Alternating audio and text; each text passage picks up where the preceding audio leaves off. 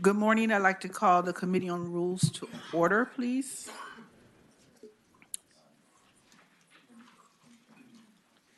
Clerk will call the roll.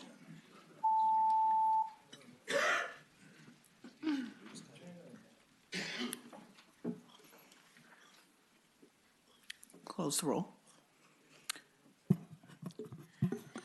Ayes 9.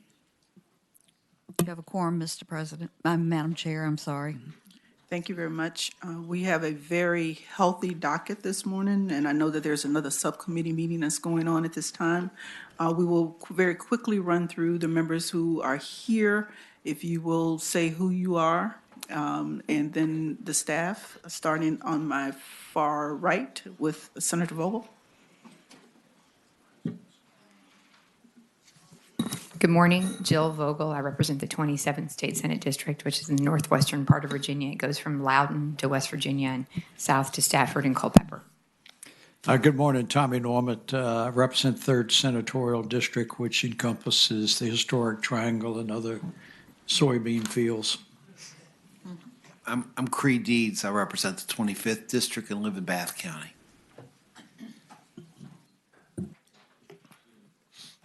Dick Saslaw, the 35th Senate District.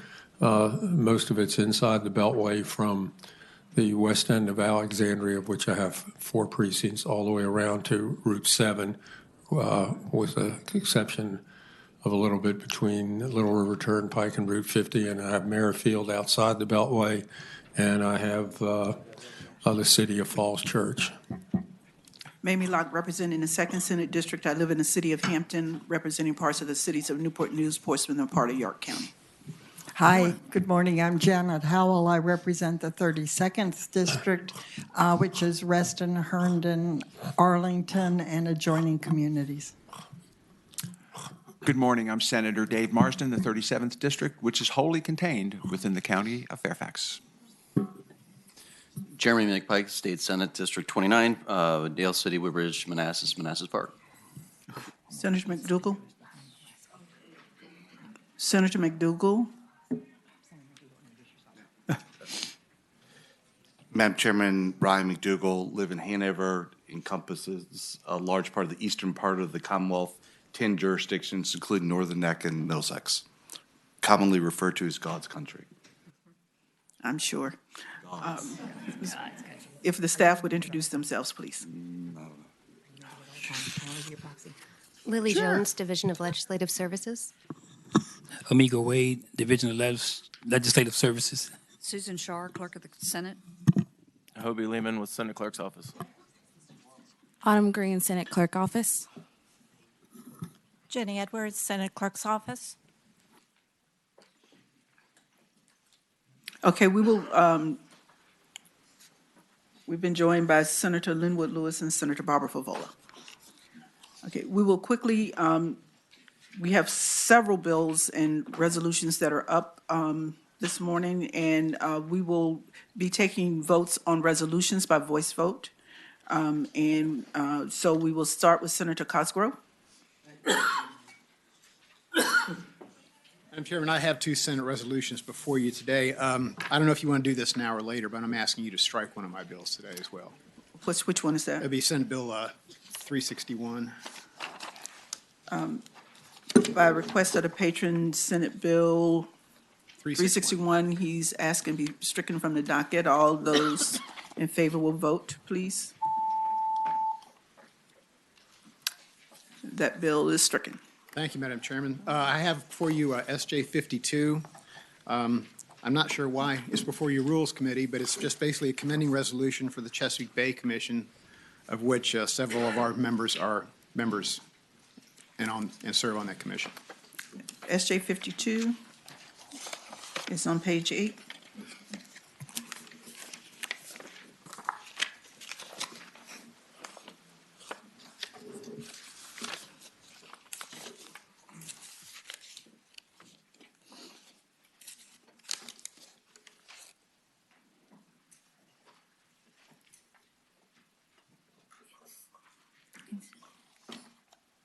Yes. It just commends the Chesapeake Bay Commission. And we don't normally commend commissions. It's the 40th anniversary of their establishment. And, well, I think they ought to, because they're really cool people. Yeah. Don't doubt it.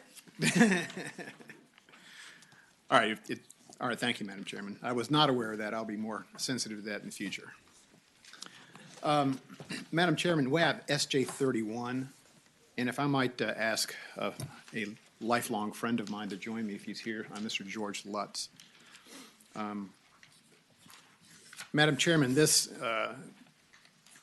resolution, SJ 31, will recognize a new symbol that can be flown at the option of whichever person is in charge of the local flagpole. What this bill does is it establishes the honor and sacrifice flag.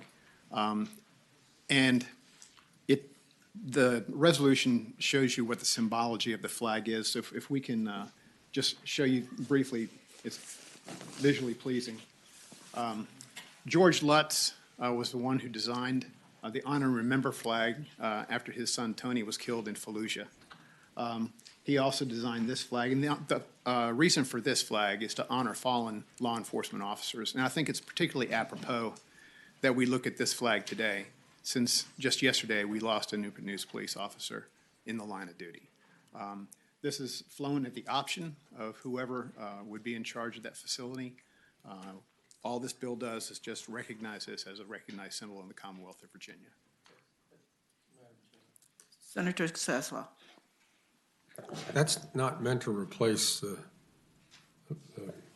Absolutely symbol. not, sir. No, sir. Okay. No, it's flown below, Okay. below the ensigns. Okay. Are there any other questions? Anyone here to speak in support? Madam Chairman, we have one Portsmouth police officer. I just know he's in support. Okay. And you can see his badge is draped to recognize the loss from yesterday. Thank you. Anyone here in opposition? Motion on the resolution. Move to report. Moved and seconded that Senate Joint Resolution 31 be approved. All in favor, please say aye. Aye. Those opposed? Thank you, Madam Resolution's Chairman. I would passed. like to thank Tony for being here. I've known him since the second grade, so he's as old as I am. So, thank you. Thank you everybody. I so appreciate much. Does that complete you, Senator Yes, ma'am. Cosgrove? Thank you. Okay. Senator DeSalle. it. I'm sorry. Toby's telling me I have another one. Yeah, He struck one. he's got one more. Your mic is still on. Which one? Page 4. SJ 30. That's the one we just. Oh, I'm so sorry, Madam Chairman. I do have one last Senate Joint Resolution. This bill actually just directs the Department of Aviation, and Mark Flynn is here to speak to this, to do a comprehensive study on aviation and aviation-related industries within the Commonwealth. All of the costs would be absorbed by his agency. It just would bring subject matter experts together who can help guide the Commonwealth in expanding our aviation industry. As I'm sure the chairman knows, aviation industry is growing by leaps and bounds. We have efforts to make sure we have more aircraft maintenance facilities here in the Commonwealth, and we're experiencing a serious shortage of both military and civil aviation pilots. So this group will just get together and look at ways that we can expand our footprint in aviation. Are there any questions? Move to report.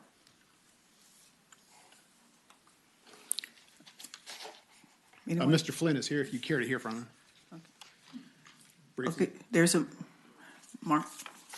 Madam Chair, Mark Flynn, Director of the Department of Aviation.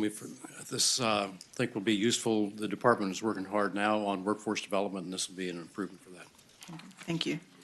Anyone here in opposition? Motion on the resolution?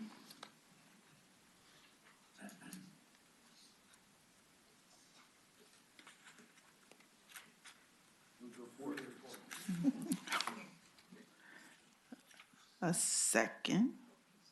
Okay, it's been moved and seconded that Senate Joint Resolution 30 be reported. All those in favor, please say aye. Aye. Those opposed?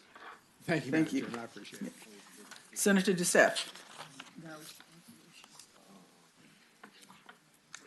Morning, Madam Chair, members of the committee. So if you could direct your attention to Senate Resolution number 3. This is one on the Virginia Beach Tragedy Fund. And what this does, Page 8. it's Senate Resolution number 3. Oh, I'm sorry, page 8 on your agenda.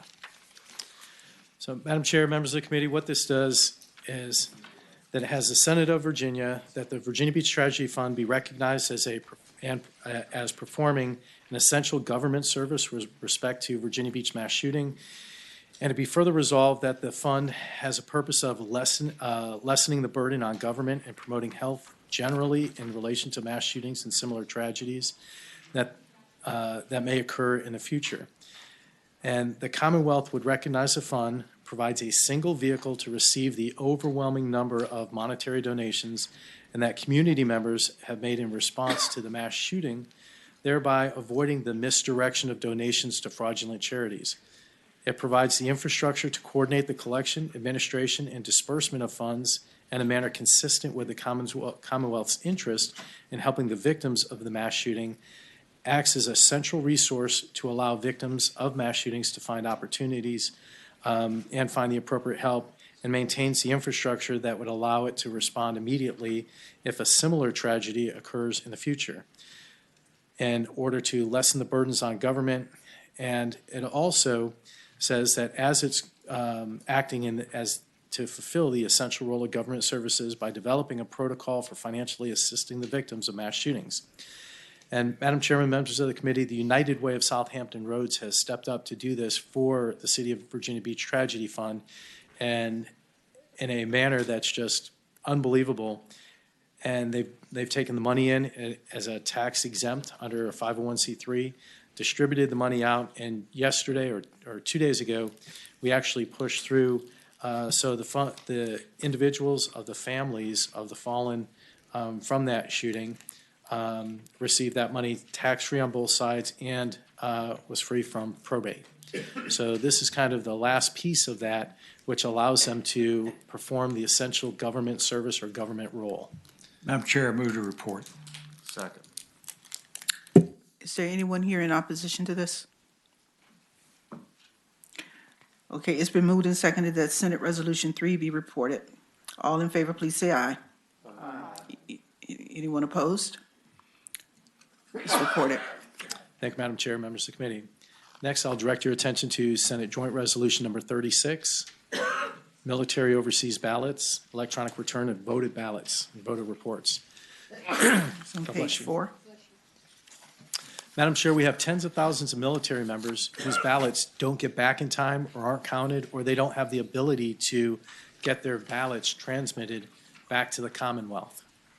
What this does is it directs that the Secretary of Administration God bless you, be requested to oversee and develop a charter and directives for the State Board of Elections to form a working group to study implementation of electronic return of voter military overseas ballots. The study shall focus on implementing the implementation of electronic returns of voter military overseas ballots, first as a limited pilot program in 2021, and later as a statewide basis.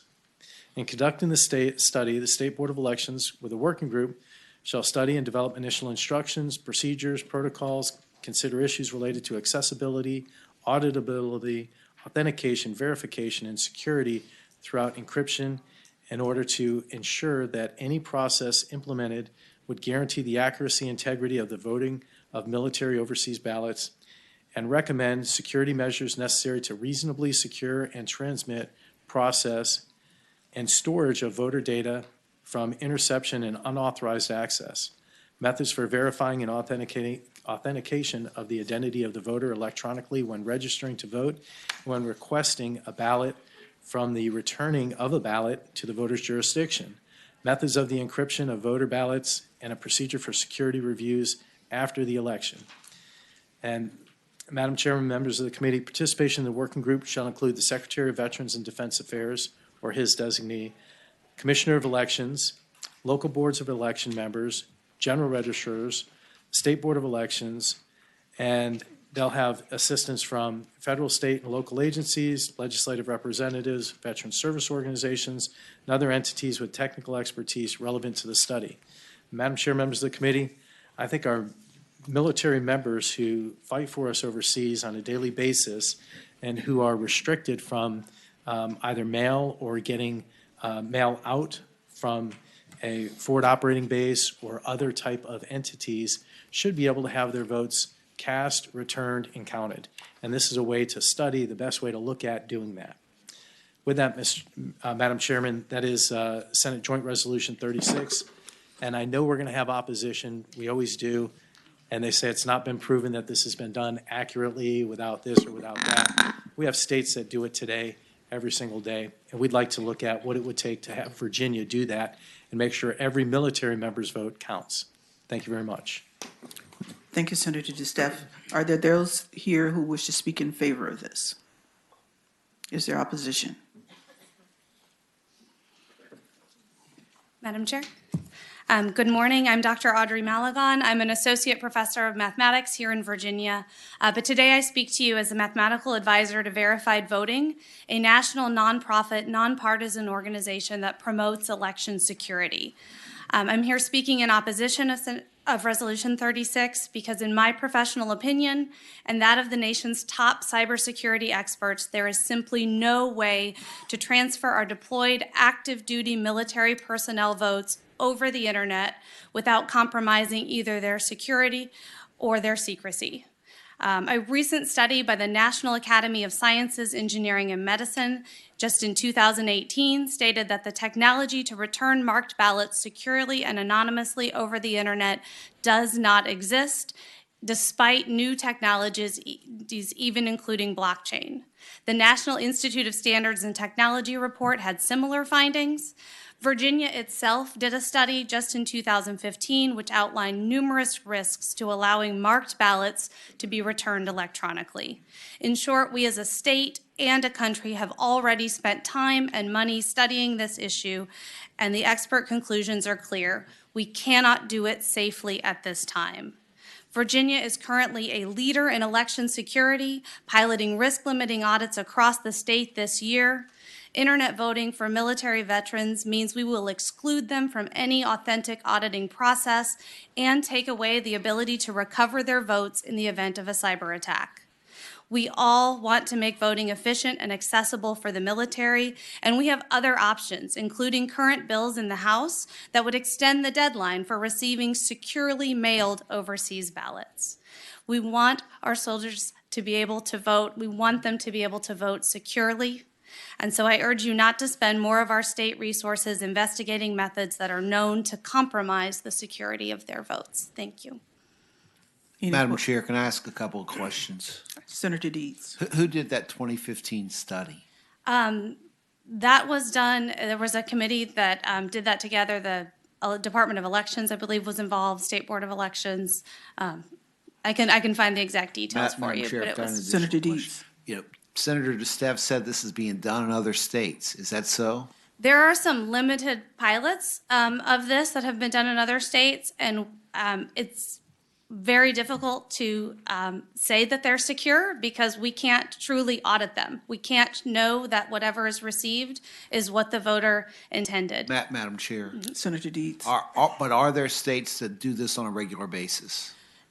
There are some limited pilots that have been done. In general, the direction we're seeing is that people are moving away from this because we know it's not secure and not towards it. Do you know which states he was talking about? You're welcome. There's a pilot in West Virginia that was done. There's a limited pilot you may have seen in the news for a Board of Supervisors election in Seattle. Alaska's been doing it for almost 12 years. But there are many states that have been doing it. They've been doing it successfully. They're military members. Sorry, Madam Please go Chair. ahead. Alaska's been doing it for about 12 years. There's many states that have been doing it.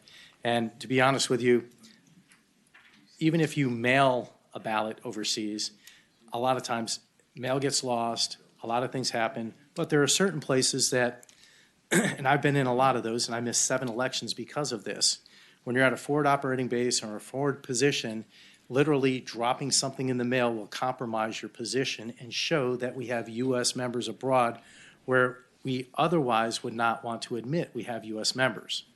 So there's more than one reason for this, is when you walk into the voting machines, and we had the optical character readers, when you hit that button and it actually selected somebody else. Is that secure? Well, we know that we had to recalibrate a lot of machines in more than one election. We've gone back to the scribbling into a little circle. So not everything has to be always 100% secure.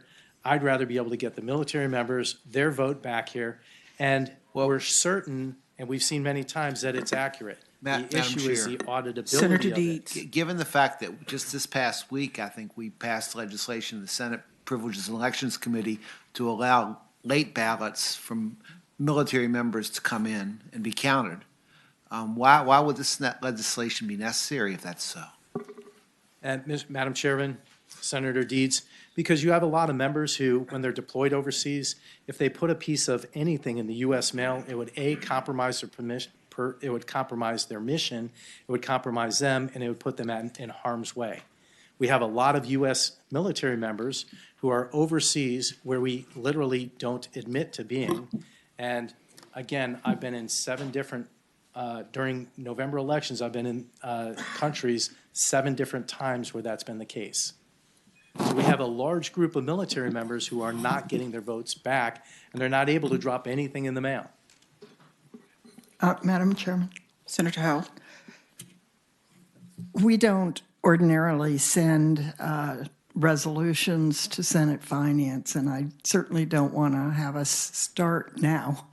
But I think it is important to note that this has a cost of $160,000. And so if we were to pass this, we would have to reduce something else by that amount. Madam Chair, we actually have a budget amendment in there for that as well. Thank you. Anyone else wish to speak? I'm sorry, Sorry. Senator Howell.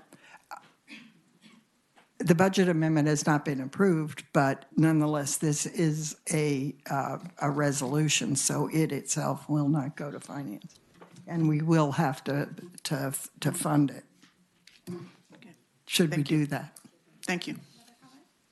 Okay. Chair, may I make? We have a number of other pieces to get through, and the Senate yesterday chose to start at 11. Okay. Any additional discussion on this resolution? Okay. Do we have a motion? I move to report, Madam Chairman. Second. It's been moved and seconded that Senate Joint Resolution 36B. To pass the resolution by indefinitely.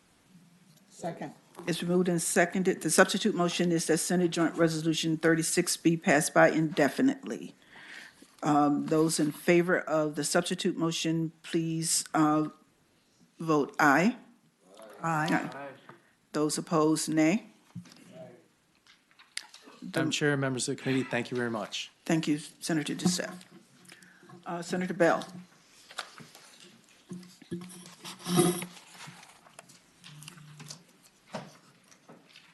Madam Chair, good morning. This is SJ 32. And Page 4. I'll try to be brief. Basically, this just calls for a study that DEQ would perform of electric vehicles.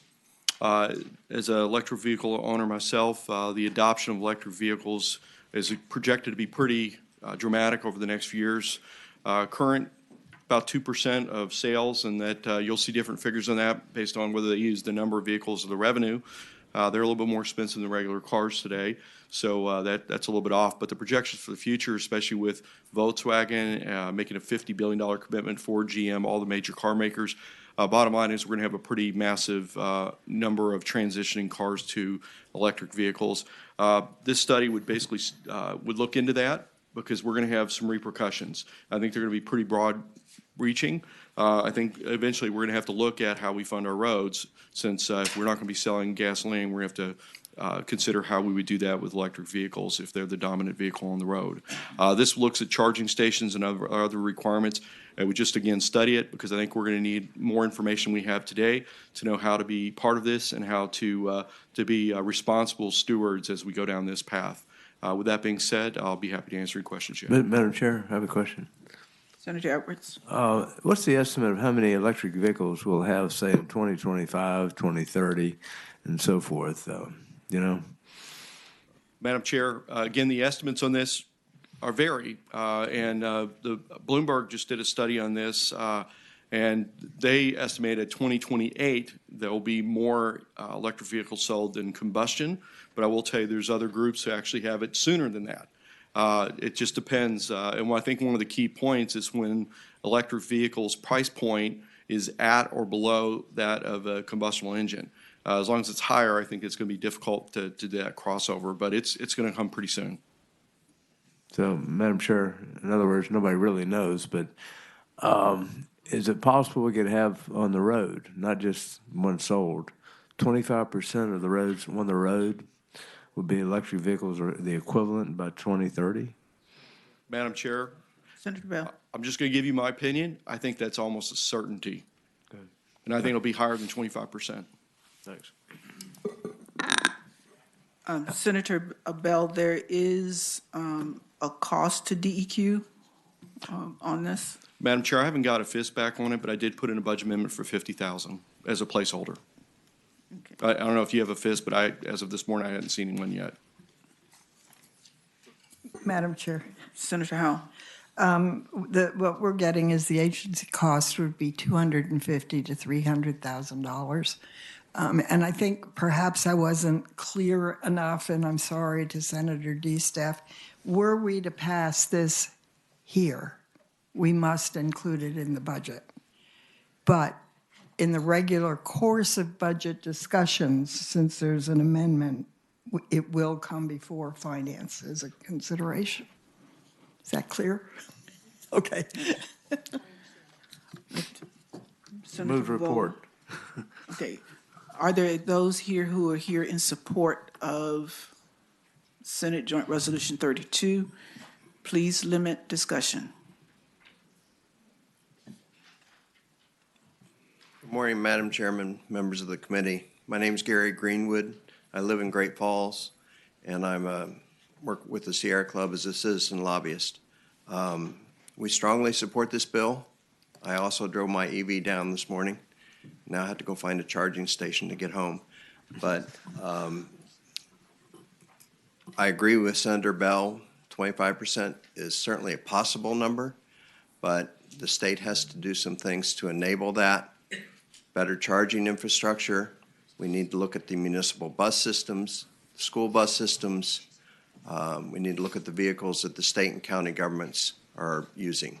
So there's a lot of work to be done. This study will lay that out and hopefully set some goals. Thank you. Anyone here in opposition? Okay. Motion on SJ 32. Substitute motion, Madam Chairman. I would move we pass the bill. I didn't get the first motion. Oh, excuse me. I'm sorry? We need a motion on SJ 32. Yeah, I move to report. Substitute motion, Madam Chairman. Senator Norman.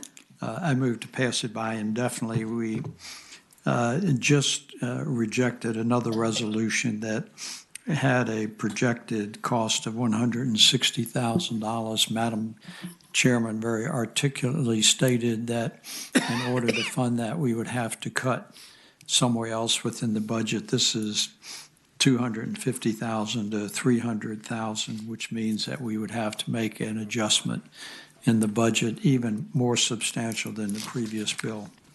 Second. I'll second. Moved and seconded that SJ 32 be passed by indefinitely. Madam Chair, speaking to this.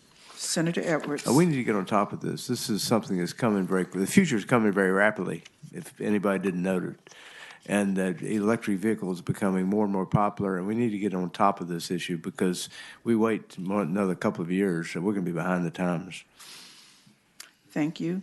Any Chair. further discussion on the motion? Those in favor of passing by indefinitely, please say aye. Aye. Those opposed? No. I believe the ayes have it. Thank you, Senator Bell. Madam Chair, I would ask if we could possibly do a letter and ask them to absorb whatever they could in their budget and provide us whatever they could at no cost. We can do a letter. Thank you. Thank you. Senator Boysko. Oh, move it around. Thank you, Madam Chair. Madam Chair and members of the committee, today I present Page 7. SJ 61, which urges the U.S. Congress to pass the Humane Cosmetics Act. This federal law would ban both animal testing for cosmetic industry To products. save you some time, Senator Yes, Boysko, we do not do memorializing Okay. to Congress. Thank you. I was doing it at the request of a constituent. Appreciate Understand. the Thank quick. you. Senator McClellan. Okay. Senator Hanger. Thank you, Madam Chair, members of the committee. I have two measures in front of you this morning. The first one, or at least the highest up on your docket, is Senate Bill 177. On page 7, please. Madam Chair, Senate Bill 177 seeks to extend the sunset for the Autism Advisory Council. This has been in place for several years. It's a small council that works on autism issues, so it does a lot of work in conjunction with the work that's being done over at VCU. Move to report. It would extend it for Moved 2 and years. seconded to support Senate Bill 177. Please vote.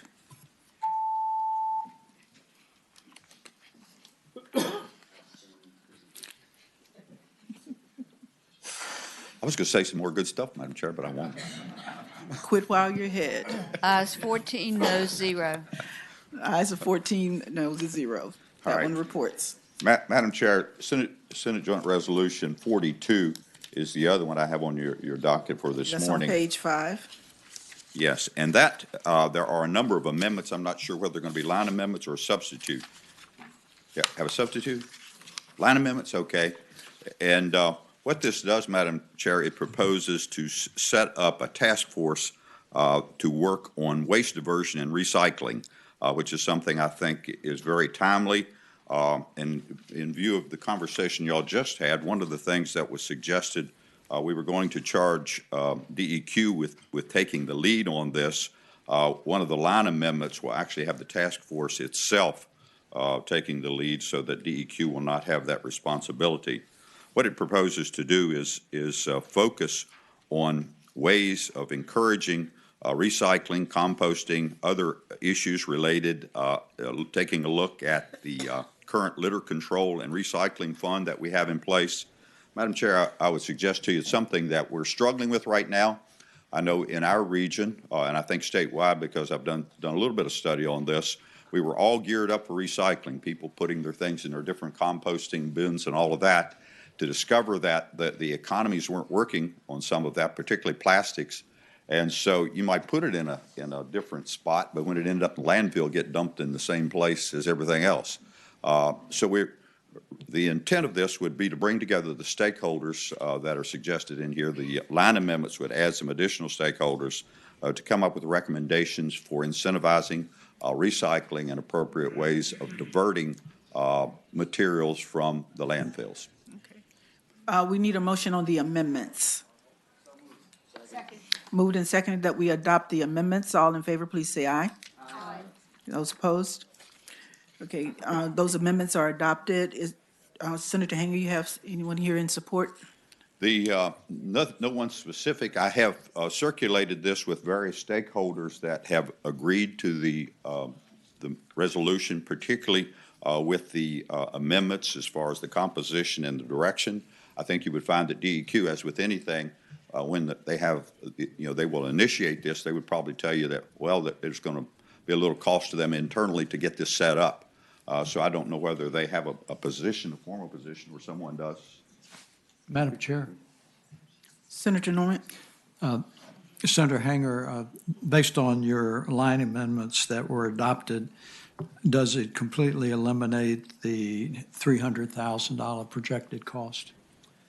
That, I would presume that it does, although in talking with DEQ, what they were anticipating was was shopping out expert people to study specific things, and I didn't anticipate that as a part of this study. And so if they don't have that funding, we wouldn't have the ability just with the task force to commission, say, a $250,000 study.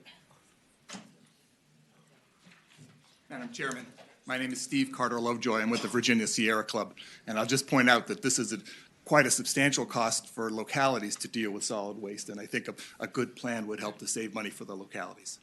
Thank you. And Madam Chair, if Senator Deeds. I would suggest that this probably has a little different, we need to look at this a little differently than we did the last two. Nearly every locality I represent deals with recyclables differently. And that's because of the cost of disposing of, or the cost of finding somebody who will take the material from them. This is a serious issue that I think we need to look at. Okay, thank you. Any further discussion on Senate Joint Resolution 42? Second. It's been moved and seconded that Senate Joint Resolution 42 be approved. All those in favor, please say aye. Aye. Those opposed? Thank you, Senator Madam Changer. Chair. Senator Ruff. Thank you, Madam Chairman. Senate Bill 256 is very complicated. It simply extends the sunset on the Alzheimer's Commission from 2021 to 2023. It's been moved and seconded that Senate Bill 256 be reported. All those in favor, please vote. Thank you. Thank you, Senator Ruff. Senator Serville. Thank you. We could do Senate Joint Resolution 47 first. Page 1. So Senate Joint Resolution 47 has to do with asking the Supreme Court to give us a roadmap as to how to make the Court of Appeals a court of right that you can appeal every case, criminal or civil. The United States, I'm sorry, in Virginia is the only state in the United States of America where you don't have a right to appeal in a criminal case.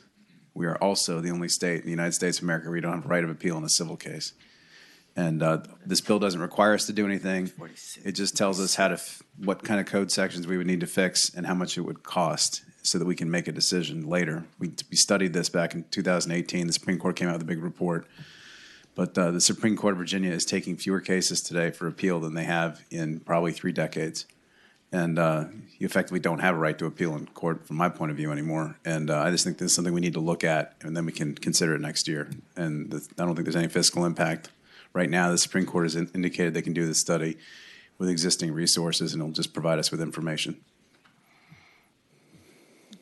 Any questions? Madam Chair. Senator Peterson.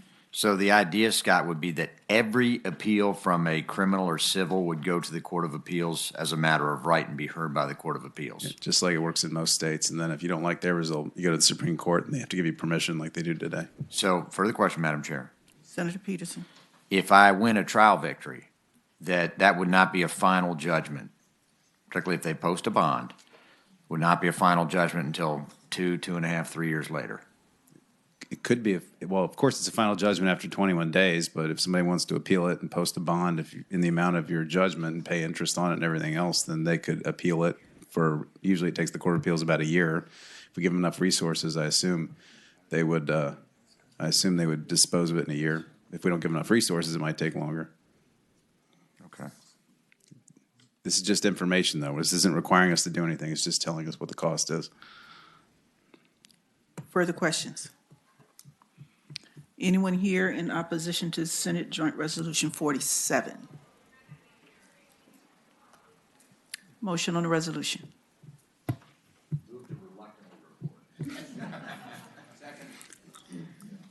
Okay. There's a motion to report Senate Joint Resolution 47. All in favor, please say aye. Aye. Those opposed? Where are noes? Okay. The resolution reports. Thank you. Can we do 34 next? Yes. Thank you. So Senate Joint Resolution 34 has to do with mandatory minimums. We have, I can't even tell you how many, but dozens and dozens and dozens of mandatory minimums on the books. The governor's indicated he's not going to sign. He's going to veto any mandatory minimum that comes to him. I think a lot of us believe these mandatory minimums don't work. They're bad policy. They limit judicial discretion. They cause bad outcomes. They cause people to be over-incarcerated. They cause people to plead to things they're not guilty of. And this would ask the Crime Commission to conduct and create an inventory of all the mandatory minimums we have, study them, tell us which ones work, which ones don't work, and make recommendations about ones we ought to repeal. I believe the governor's office supports it, and I would hope that we would ask the Crime Commission to look at this. Senator Saslaw. Did you just say that having mandatory minimums causes people to be convicted of crimes they didn't commit? Yes. How? Well, because if you're facing a mandatory minimum sentence of life, some people don't want to go to trial. And we passed the mandatory minimum for life about 4 years ago, for example, on a Killing a state policeman. No. It was on animate object sexual penetration, aggravated sexual battery, and something else. And the fist that came on it showed that when juries were given the information, they only gave life about 25% of the time. But for some reason, we thought we were smarter, and we mandated life for all of them. And when you're facing a life sentence, a lot of times you don't want to go to trial. For example, I had another case where it was a sexual case, video, sending naked pictures of yourself to a police officer pretending to be somebody, pretending to be a 13-year-old. And if it had been done in live, if somebody had dropped their pants live, they'd be looking at a Class 1 misdemeanor. But because it was over the internet, there was a 5-year mandatory minimum on each picture. They're looking at a 20-year mandatory minimum, and I didn't think they were guilty, neither did my client, but he had to plead because he didn't want to face a 20-year mandatory minimum. And this happens all the time, Senator Saslaw, all the time.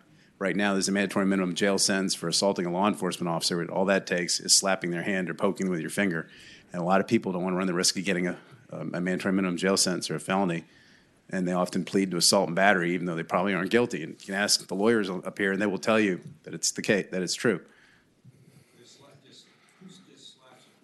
Senator Peterson had somebody who slapped a Peterson a hand in a traffic stop and got charged with a felony during a speeding ticket. I can talk about that case. Madam Chairman. Senator Howell.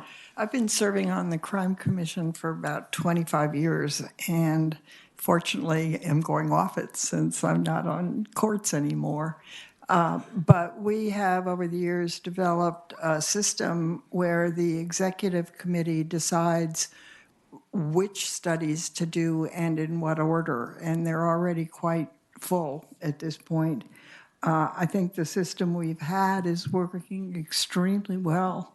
So my suggestion would be that we pass this by indefinitely, but send a letter to the Crime Commission saying this might be a worthwhile study for them to consider. Madam Chair, Senator Norman. I've had the opportunity to serve along with Senator Howell for a number of years, and the Crime Commission, I think, has got a pretty good inventory of bills. And if you look at some of the proposals that are on today's agenda, there are a number of other ones that are being recommended. And there is an ill-advised resolution to expand the purview of the Crime Commission to take up areas that traditionally they have not. And I just think we need to be sensitive to what we're doing from a workload indicator. And as Senator Howell has, the executive committee, which is always a bipartisan, bicameral group, determines the studies. It's been moved and seconded that Senate Joint Resolution 34 be passed by indefinitely with a letter to the commission. Any further discussion? All those in favor, please say aye. Aye.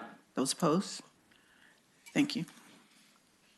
Thank you. And the last one I have is Senate Bill 108, kind of on the same theme.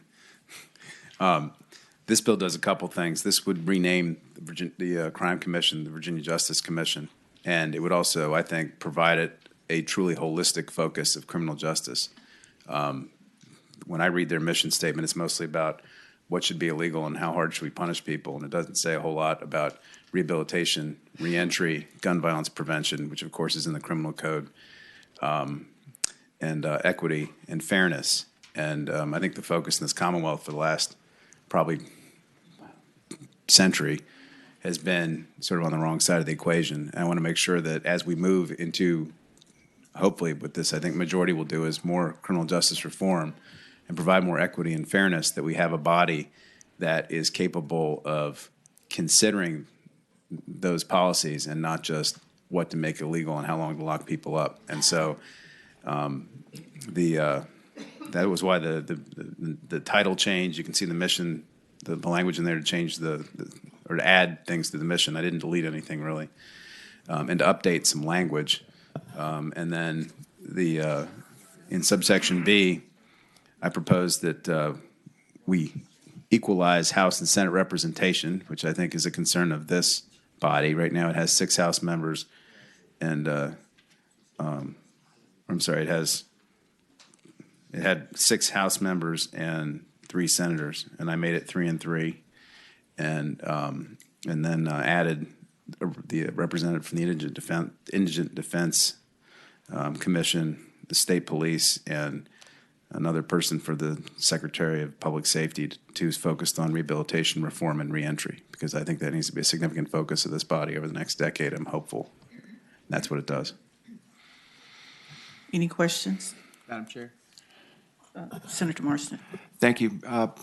Having been involved in some of these efforts around the country with the Justice Department, for so many years, Senator Serval, we've been involved in the lesson teaching business, which connotates the word crime. We want to teach lessons. And where the entire justice movement in this country is going is toward problem solving.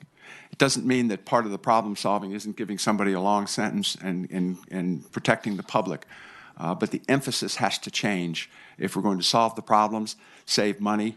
There are so many important things that are being done that don't involve incarceration. And I think that the name change, I'm not so sure about the change in the numbers of persons on the committee, but the name change is essential to get people to look at this as a problem-solving committee and not a lesson-teaching committee.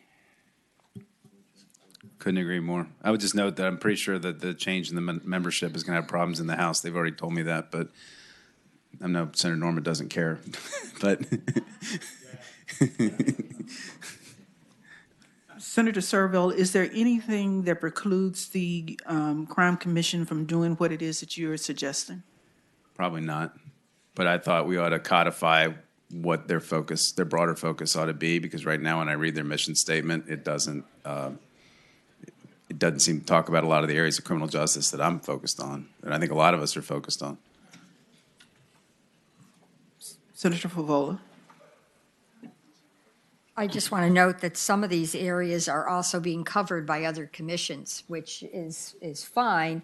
Well, I mean, the Commission on Youth has looked at rehabilitation, and we have looked at diversion, maybe not to the degree a Committee on Criminal Justice might, but there's overlap here, because some of these issues do cross over to social service committees. So I'm not saying you don't have to change the definition. I would acknowledge that other commissions are also doing this kind of work. Madam And Chairman. maybe ask for more collaboration, which could reduce the Excuse me. workload on the commission that will be looking at criminal justice. Senator Norman. Thank you, Madam Chairman. Once again, just looking from a historical perspective, I understand what Senator Serval is proposing, but I think it is already inherent within the mission statement of the Crime Commission. And as Senator Howe previously mentioned, the Executive Committee in determining the prioritizations can determine already whether or not they want to place an emphasis on it. And frequently those decisions are made based upon what other commissions are doing or not doing. Okay. Any further discussion? By the way, I just want to note there's a tiny little fist on it. I think it was like $3,500. Okay.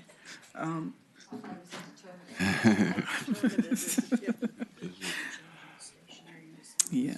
A motion on SB 108. I move to report. Substitute motion.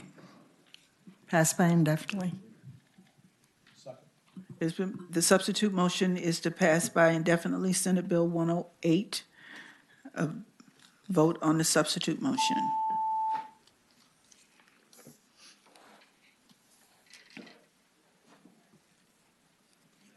Ayes 9, noes 5. Vote is 9 to 5 to pass by indefinitely. Great, thank you. Thank you, Senator Servell. Senator Kiggins. Madam Chair and members of the committee, the intent of my bill SJ 26 was just to highlight some of the housing deficiencies that our military are experiencing on base housing. The solution that we came up with, because we, after talking to legislative services, was more of a federal issue than a state issue. So we had put it in the form of memorializing Congress, which I just heard you told Senator Bosco was not something we do. So Right. if that is correct, then Yes. then I will move to, or I guess I would recommend striking this bill if that's not something we can discuss today. Thank you. Sorry. But I would let you know that the Housing Commission has been working on this and working very closely with the federal liaison officer dealing with housing. So, and we will continue those discussions in the Housing Commission. Okay, I appreciate it. Thank you very much. Senator McClellan, and you will be our last person since we are, Gonna move to strike? no, we just won't deal with it. Okay. Okay, I'll start with the easiest one You stand first. between us and session. Okay.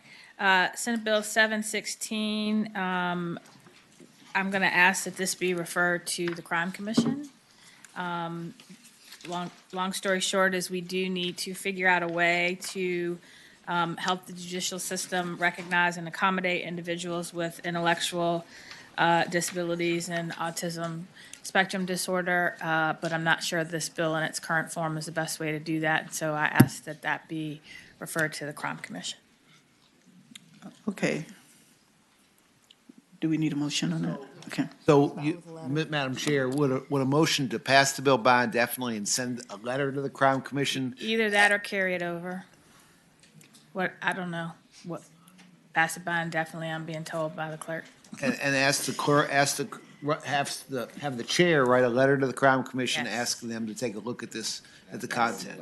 Yes. So moved, Madam Chairman. It's been moved and seconded that Senate Bill 716 be passed by indefinitely with a letter to the Crime Commission having them review this. Yes. All those in favor, please vote.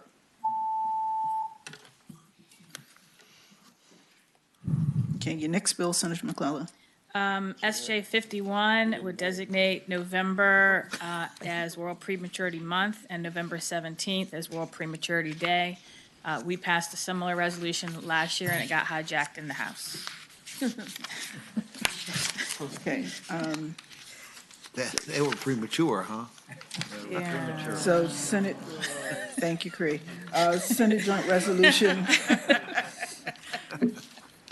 51 as being designated as World Prematurity Month and Day. Need a motion? I don't know what it means. So but moved. I'll Moved and seconded that Senate Joint Resolution 51 be reported. All in favor, please say aye. Aye. Those opposed? Okay. Your next one? All right, SJ 49 would request the Department of Health Professions to convene a work group to study the social workforce in the Commonwealth. I do have a number of advocates in the interest of time if you need questions, but I think the bottom line here is this study will help us to figure out ways to enhance the social workforce. Social workers are an integral part of many of our systems, from public education to healthcare, to social services. We have a bit of a shortage, and this study would help with that. Any questions with regard to SJ 49? Madam Chair, Senator, there's a huge shortage. The question is, for me, is whether somebody's already doing a study. I know Senator Barker's been involved in some discussions. What his study, I don't believe so. I mean, I worked with a whole lot of social work stakeholders and the Department of Health Professions on this, and they did not suggest that his study would alleviate the need for this one.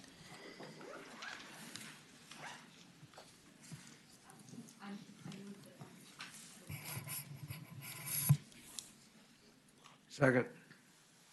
it's been moved and seconded that, which one is this? 49. That Senate Joint Resolution 49 be reported. All those in favor, please say aye. Aye. Those opposed? All right, SJ 50 would ask the Department of Rail and Transportation to study the feasibility of an east-west Commonwealth corridor passenger rail service connecting Hampton Roads, Richmond, and the New River Valley. Again, there's some folks here who can answer any questions that you may have, but I would note that the Greater Washington,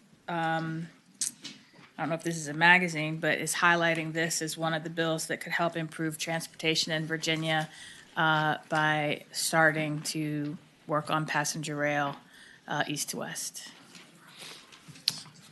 I think I have an amendment to that one. Senator McClellan, this has Oh, yes. a fiscal impact.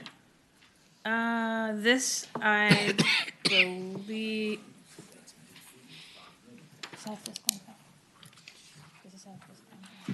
Thank you. Yeah, this does have a fiscal impact. There is a budget amendment that has been submitted. Also, at the request of the department, this line amendment would extend the date by which they would give their report from November 30th to July 1, 2021, because they were concerned they may not be able to finish by November. So this is, extends that.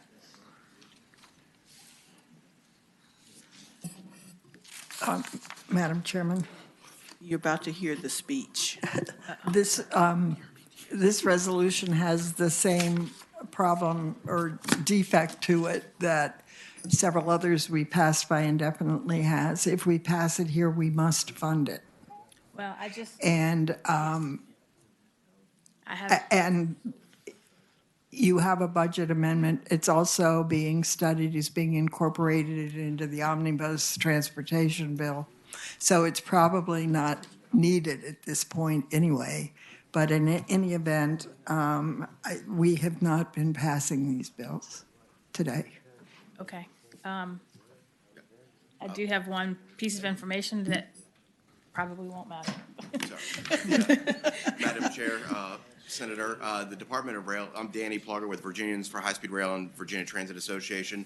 The Department of Rail has identified the funding in their rail funds to cover the cost of this study if this body chooses to pass it.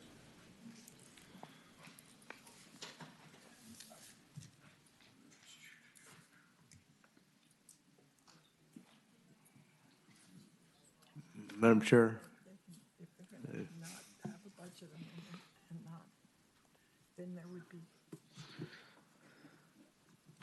Senator Edwards. This is extremely important to the future of this Commonwealth. We've been trying to get Amtrak from Roanoke to Christiansburg, and the money's in the budget to do a study. Trouble is, the railroad doesn't want to do the work. And so we need to push this along as quickly as we can. I mean, transportation is a critical issue in Virginia. It's probably one of the top issues. You know what happened last year, I-81, well, we got that fixed with regard to the interstates, but the rural roads and improving rail transportation, it should be a #1 priority for us. So I move the report. Madam Chairman. Senator Howell.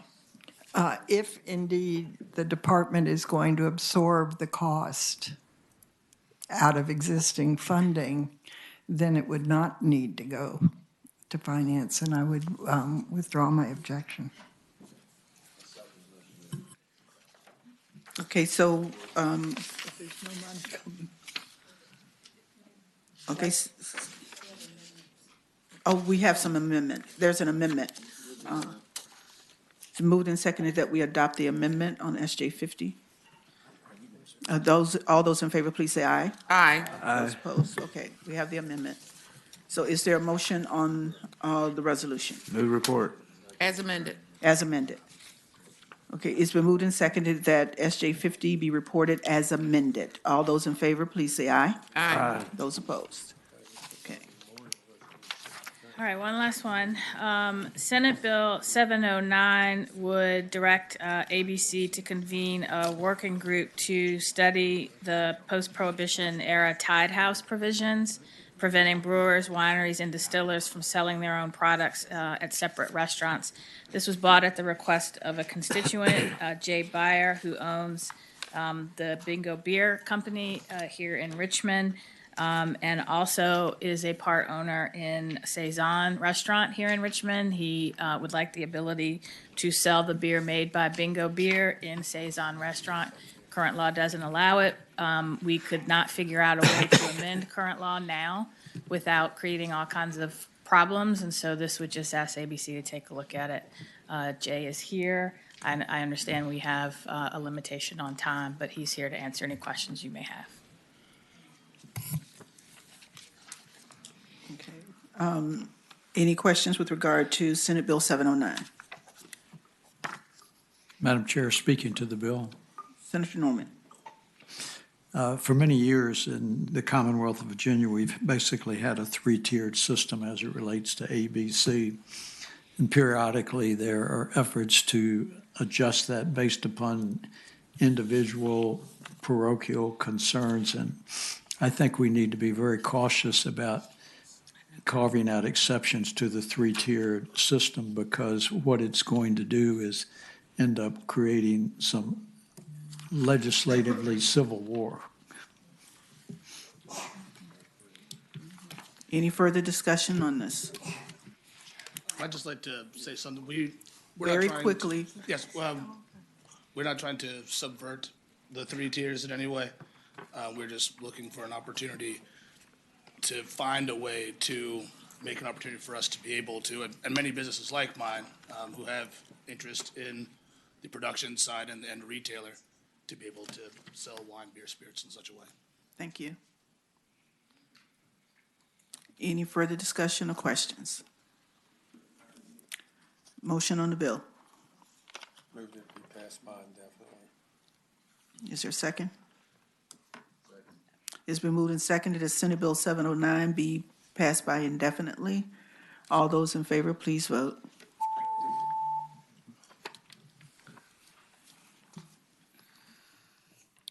Ayes 14, no 0. Ayes 14, no 0. Thank you, Senator McClellan. We're going to take you, Senator Suderline, and then every other bill that's on the docket will be passed by to next week. Thank you very much, Madam Chair. I appreciate that courtesy. I've got Senate Bill 128. It's a CSA bill, a pilot program. It's something that we as a Senate acted favorably on last year. I believe we did so unanimously.